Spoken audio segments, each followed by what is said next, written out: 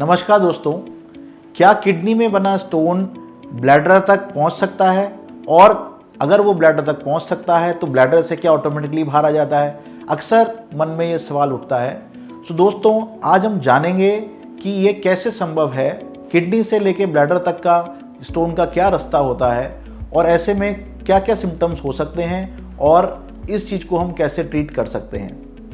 दोस्तों, urinary stones ज़्यादातर kidney में बनते हैं। किडनी हमारी बॉडी में हमारी बॉडी से मिनरल्स और वेस्ट को निकालती है और ये सारे वाटर में या पानी में घुल के यूरिन की फॉर्म ले लेते हैं और ये यूरिन सबसे पहले किडनीज हमारी फिल्टर करके किडनी के बैग, जिसको हम रीनल पेल्विस कहते हैं, वहाँ पे कलेक्ट करती है और वहाँ से पेल्विस से लेके ब्लैडर तक एक छोटी ट्यूब आती है जिसको हम यूरेटर कहते हैं। उसके जरिए पेल्विस से लेके ब्लैडर तक ये यूरिन ट्रांसपोर्ट हो जाता है।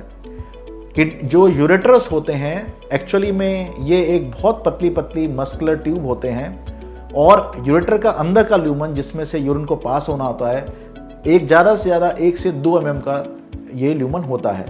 पूरा यूरेटर का साइज़ करीब 3 से 4 mm का या 5 mm का होता है और ये लंबी लंबी ट्यूब्स होती हैं, करीब 20 से 25 सेंटीमीटर की ये ट्यूब होती है। यूरिन ब्लैडर में आने के बाद उसके बाहर की जो ट्यूब होती है उसको हम यूरेथ्रा कहते हैं, उसके जरिए वो पूरा बाहर निकासित कर लेता है।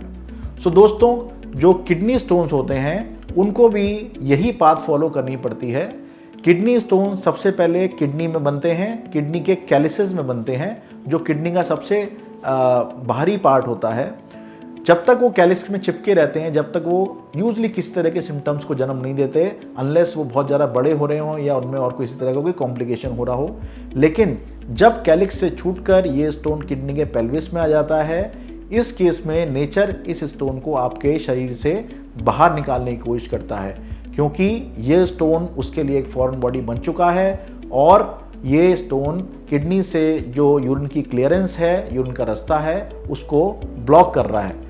इसलिए नेचर क्या करता है, इस स्टोन को बाहर फेंकने की कोशिश करता है और इस स्टोन को भी उसी रास्ते से बाहर आना पड़ता है जिससे कि यूरिन बाहर आता है। सबसे पहले किडनी स्टोन किडनी से छूटकर रीनल पेल्विस में आता है, रीनल पेल्विस के बाद ये स्टोन यूरेटर में आता है। दोस्तों, आप सोच रहे होंगे कि यूरेटर का डायमीटर तो 1 से 2 mm का है, तो किडनी स्टोन्स जो बड़े होते हैं 3, 4, 5 mm के, 1 सेंटीमीटर के, इसके थ्रू कैसे पास हो जाते हैं? दोस्तों, यूरेटर एक मस्कुलर ट्यूब होती है जिसकी एक्सपेंसाइल कैपेसिटी होती है और वो सब लोगों की डिफरेंट होती है।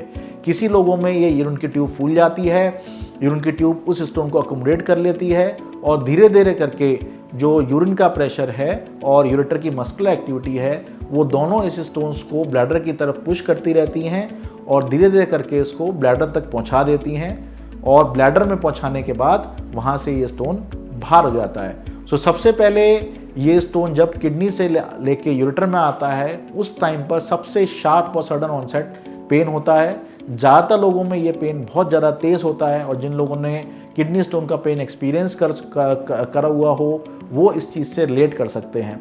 दोस्तों, ऐसे में आप सबसे पहले किसी तरह कोई पेन किलर ले सकते हैं घर में अवेलेबल, और अगर पेन सेटल नहीं होता तो उस केस में जाके पेन किलर इंजेक्शंस भी लगवाने की ज़रूरत पड़ सकती है। दोस्तों, जैसे जैसे ये स्टोन किडनी से लेके इस ट्यूब में नीचे की तरफ ट्रेवल करता है, वैसे वैसे जो पेन की लोकेशन है वो भी चेंज होती रहती है। सबसे पहले स्टोन का पेन जो है वो किडनी की तरफ होता है, राइट या लेफ्ट की तरफ, जिनको हम फ्लैंक्स कहते हैं।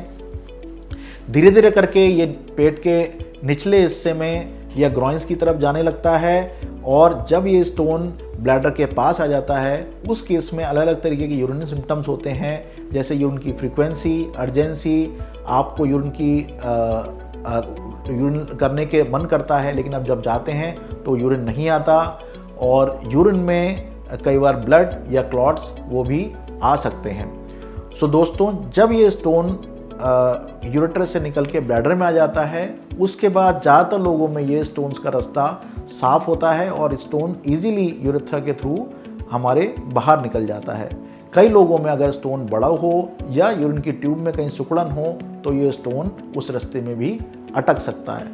दोस्तों, जब आपको यूरिन किडनी स्टोन के या यूरिनरी स्टोन्स के सिम्टम्स होते हैं, उस केस में इस चीज़ को कैसे डायग्नोस करते हैं? सबसे कॉमन इन्वेस्टिगेशंस को डायग्नोस करने के लिए अल्ट्रासाउंड है, लेकिन अल्ट्रासाउंड जो स्टोन्स मिड यूरेटर में या अपर यूरेटर में अटके हुए हैं उनके लिए सूटेबल नहीं होता, क्योंकि ये इतनी छोटी छोटी ट्यूब्स पेट में से अल्ट्रासाउंड के जरिए देख पाना कई बार मुश्किल होता है।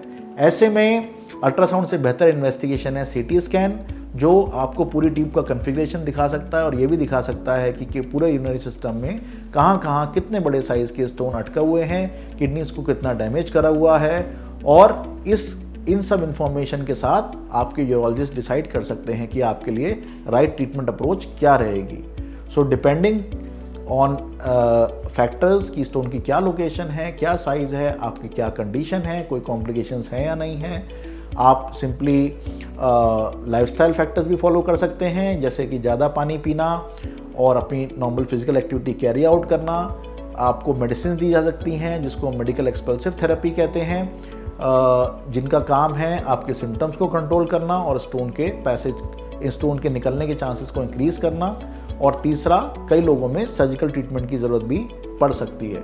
दोस्तों, नेक्स्ट टाइम अगर आपको या आपके किसी रिलेटिव को किडनी स्टोन का पेन होता है तो आप इमीडिएटली किसी यूरोलॉजिस्ट को कंसल्ट करें और उनकी एक्सपर्ट एडवाइस को फॉलो करें।